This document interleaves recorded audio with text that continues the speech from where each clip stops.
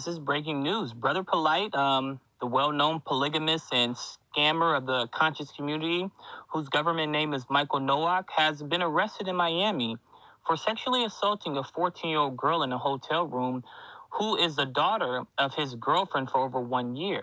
Now, Brother Polight told his girlfriend of 1 year, let him talk to her daughter one-on-one, who goes by the name TS, because he wanted to repair the relationship between the daughter and mom, which had been on the rocks lately.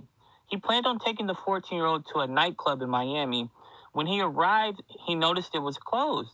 So he took the victim to his hotel room where the victim and her mom told police he offered her many alcoholic beverages and got the victim drunk.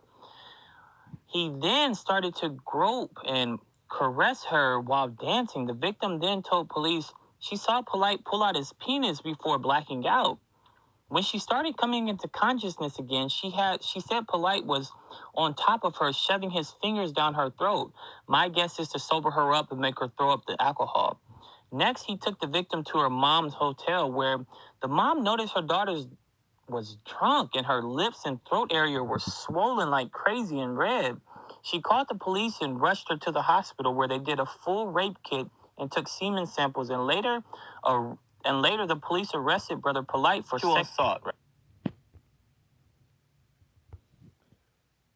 All right, Shalom. I want to give all praises to Yahweh, Bahashim, Yahweh Shai, Bahashim, Ha, Racha, Chodash, Ma'ama. Double honors to the elder apostles and the elders of GMS.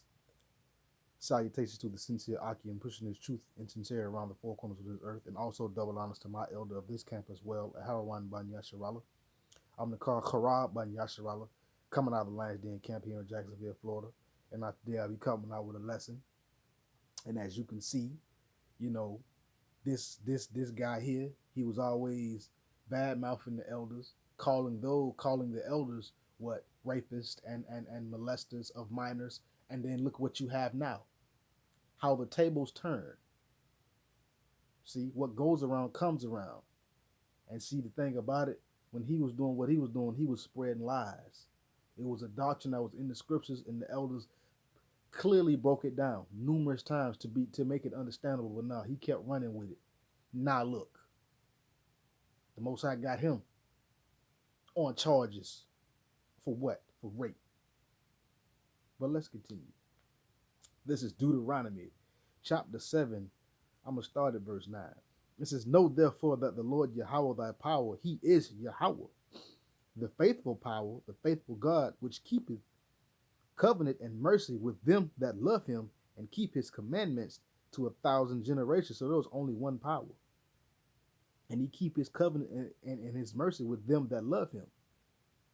And Polight don't love the Lord. That's why he was disrespecting the elders with that whole little, you know, I ain't gonna say the word too many times, but that whole little allegation thing. Now look, the Lord keepeth his covenants, i.e., he keep his word and his commandments to 1,000 generations, meaning he's gonna always keep his law, statutes, commandments towards, or his promises toward who? Yasha Allah, the so-called Negroes, Latinos, and Native Americans, and the confusion of faith, meaning Israelites that are in foreign lands that look like the natives of that land.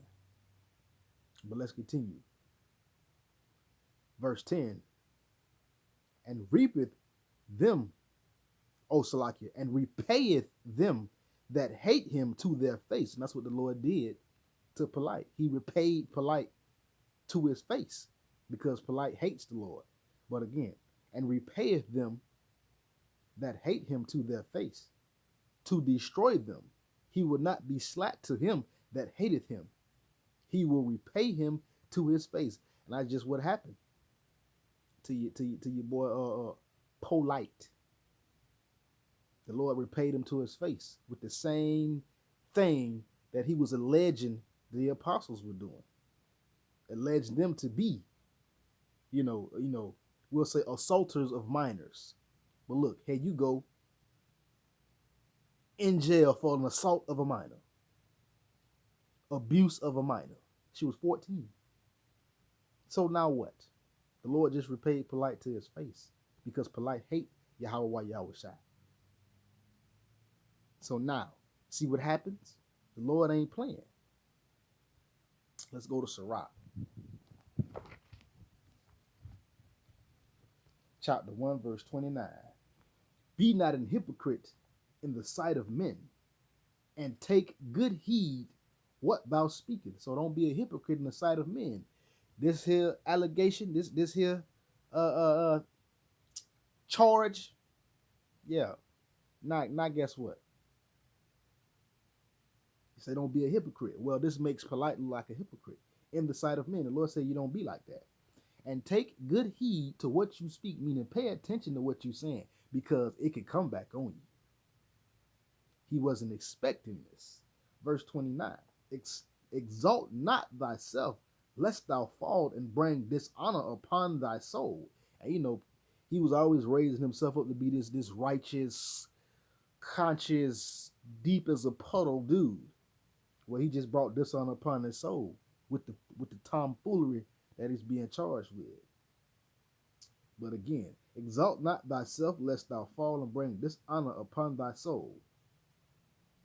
And so Yahweh discover thy secrets and cast thee down in the midst of the congregation, because thou camest not in the truth to the fear of the Lord Yahweh Bahashim Yahushai, but that thy heart is full of deceit.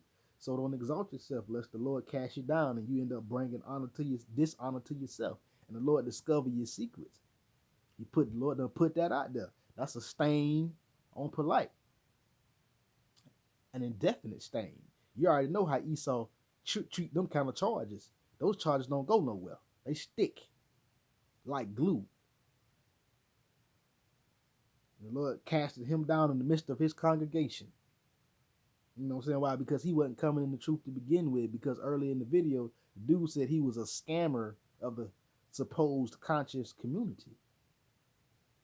Because he wasn't coming in the truth. He wasn't fearing Yahweh Bahashim Yahushai. And his heart was full of deceit. So the Lord brought him down, made him look bad, and also put the same thing on him that he was trying to put on the elders. This is Psalms 27.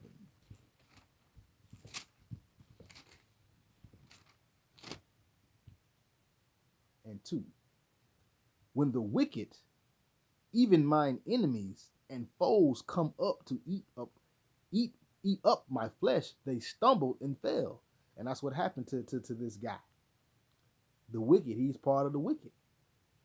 The enemies of Yasharallah. Though he an Israelite, he's still an enemy of the Israelite. I'm gonna just say the Israelite community, for lack of a better term, when I'm talking about all of Yasharallah. I will say the Israelite nation. Because why? He is an enemy of Yahweh Bahashim Yahushai. He is a foe of the Lord. And he made it clear that he was also a foe of the elders, the elder apostles of GMS. He made that clear that he was a foe, he was an enemy, that he was a contender. And when he rose up, now look at him. The Most High done made him stumble and fall, trying to eat up the flesh of the elders, i.e., trying to stain their character, slander who they are as people, as men. Now look, he stumbled and fell. What you gonna do now? Esau ain't gonna let you live that down. That's on your record. Proverbs chapter 8, verse 36.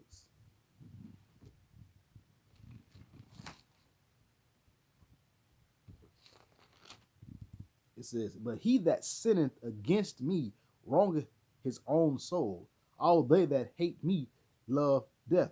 And Polight stays sinning against Yahweh Hashem Yahushai. So guess what? He wrongeth his own soul. He calls himself to be in derision or in darkness, spiritual death.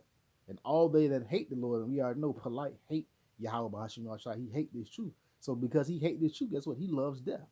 That's why he's spiritually dead. And eventually it's going to come to a physical death. Let's go to Galatians.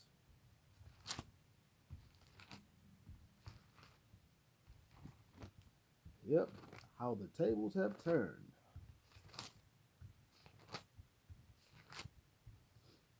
Galatians chapter 6, verse 3. For if a man think himself to be something when he is nothing, he deceiveth himself. And we already know that Polight think himself to be this great, deep guru, Mother Hubbard dude. But that's just something he think. You know, he think himself to be something when truly he is nothing. Guess what? He deceived his own self. He's lied to himself.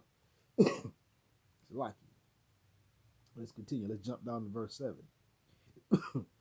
Be not deceived. Yahweh is not mocked. For whatsoever a man soweth, that shall he also reap.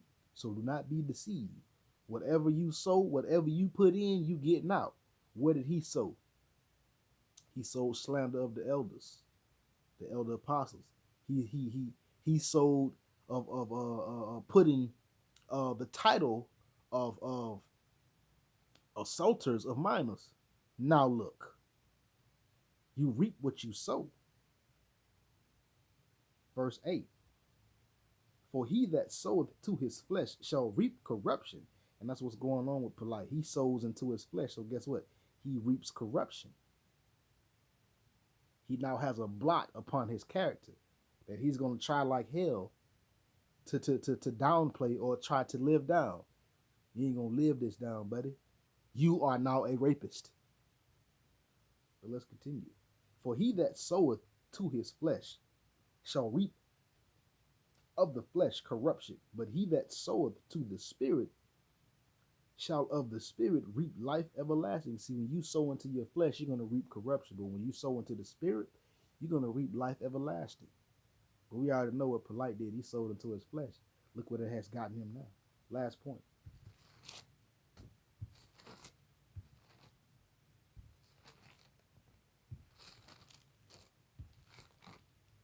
James chapter 1, verse 26. If any man among you seem to be religious and bridleth not his tongue, but deceiveth his own heart, this man's religion is vain. And he always seems to be all religious or conscious or whatever you want to call it, but he did not bridle his tongue. Stayed calling the elders assaulters of minors, putting that rape thing on them when it was just part of the doctrine, part of the scriptures. Now look, he is actually an assaulter of minors now. He didn't bridle his tongue. So he deceived his own heart into thinking that he was this righteous dude. Well, the Lord has proved his point. Polight ain't righteous. He's not this well kept together dude. He just slimy and grimy as any other nigga out here in these streets. And with that, shalom.